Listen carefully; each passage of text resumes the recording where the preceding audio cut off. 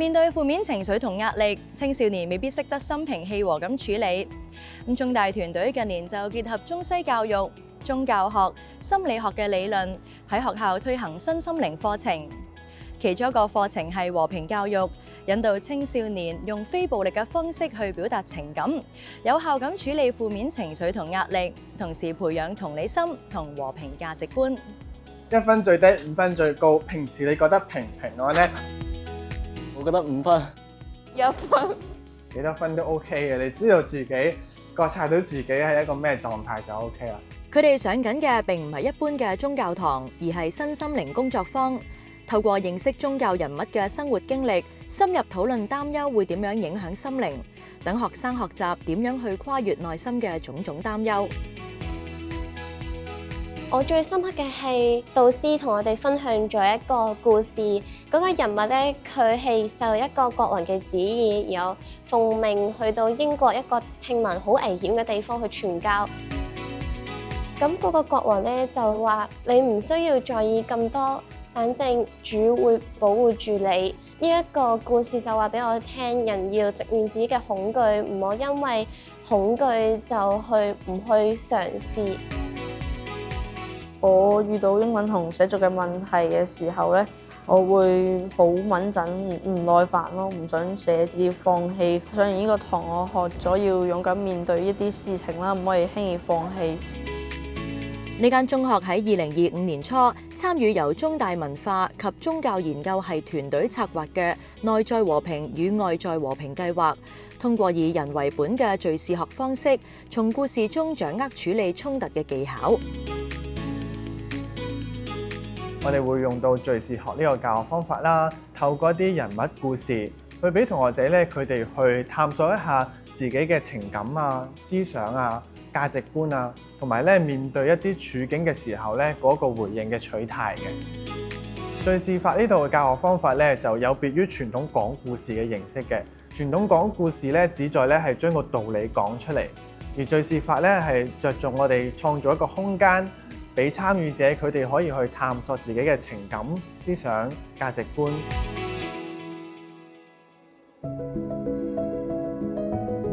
係咪合埋眼？將手放鬆擺低就可以，放鬆我哋嘅心情。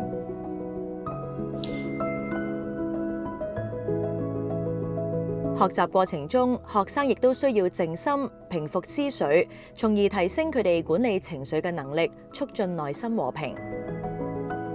而家嘅年青人面對住好多壓力，個壓力未必淨係因為讀書或者學業，好多關於人生，甚至乎係人際關係、屋企啊、朋友啊。未來我哋嘅同學仔應該會經歷好多心靈嘅唔平安，俾咗一種經歷佢就係將來當我喺風浪裏邊，我點樣企得穩陣腳？有調查發現，超過40%本港中學生表示，過去1年經常或者有時長時間感到情緒低落。而面對家庭問題、情緒困擾等嘅情況，每5個受訪中就有1位學生表示唔知道可以同邊個傾訴。周博士嘅團隊留意到，不論學校入面，抑或係社會上，都充斥住唔同程度嘅壓力同衝突。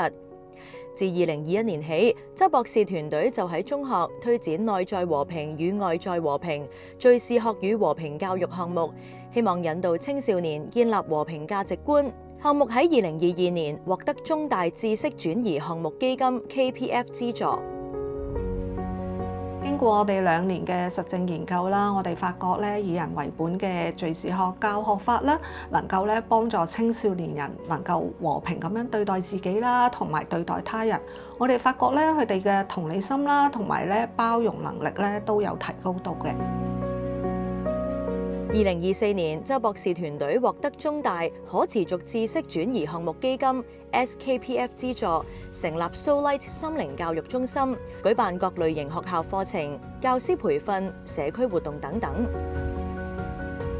目前 Soullight 已經同超過13間學校同機構合作，惠及超過1200位年輕人。當中包括同非牟利機構合作，將和平教育帶入社區，令更多唔同群組同年齡層嘅人受惠。Soullight 同我哋嘅合作咧，係佢用佢哋好擅長，亦都建基於研究嘅一個嘅敘事教學法。首先佢用呢個方法咧，係教導咗、訓練咗我哋個會嘅社工啦。呢啲嘅社工同事咧，佢會進入我哋嘅會嘅學校裏邊咧，幫助嗰啲嘅學生。另外咧，佢哋都會將呢個內在和平同埋外在和平，或者人與人之間嘅和平呢種嘅重要概念同埋方法咧，帶到佢哋所服務嘅社區中心，幫助青少年咧能夠先同自己有平安和平喺裏邊，再而進一步咧同其他人身邊人咧又有一個和平共處嗰個嘅能力。2025年3月，周博士團隊再次獲得知識轉移項目基金 KPF 資助，以創意形式，例如戲劇喺社區推動接納與共融項目，希望透過工作坊、藝術活動同社群互動，促進唔同群體之間嘅理解同尊重，提升社區嘅整體凝聚力。如果將大家帶入去一個劇場裏面，可能用一個第三者角度去了解人哋，再進行一個反思嘅話，我覺得呢個會係一個再新啲嘅，可能係做一個身心靈嘅一個教育啦，或者係一個課程啊、工作坊，咁令到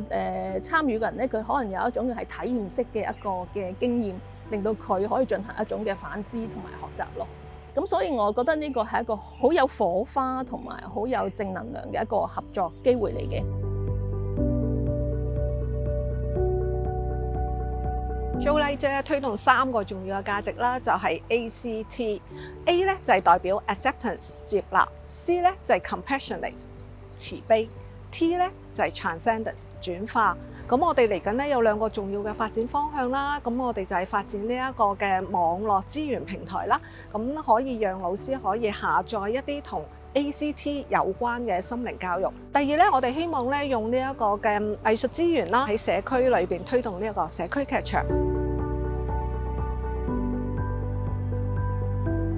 我哋 Soullight 咧唔係淨係關心青少年人嘅身心靈幸福，希望我哋嘅計劃咧能夠進入社區啦，提高社區共融同埋提升社區嘅幸福感。